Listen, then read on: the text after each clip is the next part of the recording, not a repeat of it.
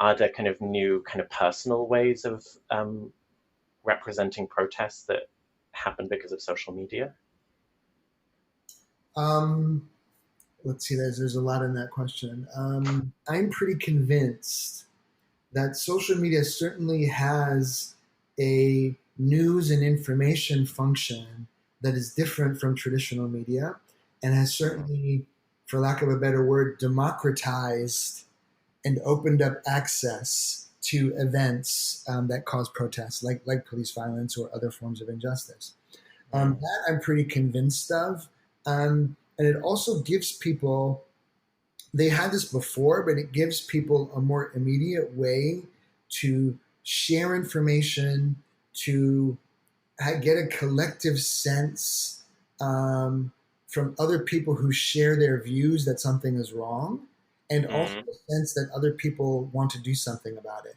Now, of course, we had other ways of doing this before, right? yeah. So it's not like we couldn't find ways of thinking, oh, other people agree with me that this is wrong and we should do something about it. Of course we did.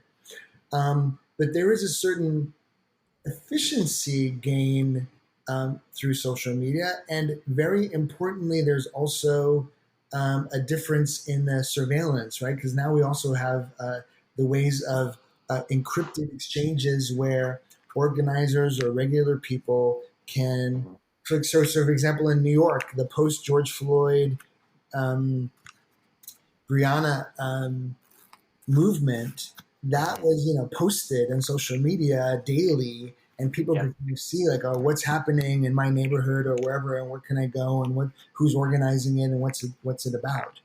So Mm, there is a way of information sharing, but also of a kind of way of producing a sense of solidarity, shared outrage, and a shared plan, which is pretty different from the traditional model of organizing, which is an organization like the Student yeah. Coordinating Committee or the NAACP, Mm, or ACT UP, has organizers who then, in a kind of hierarchical structure, um, give a plan about a protest. That has yeah. definitely changed, and that certainly fits with some other contemporary models of protest that are more bottom up or flat or purposeful, Less centralized, kind of. move away from the kind of a traditional leadership model.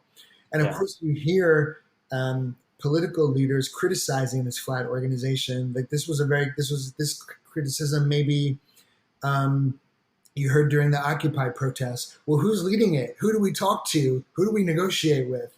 And that's true now. So there is a way where the existing political Cuomo was even saying that actually about the protests in New York.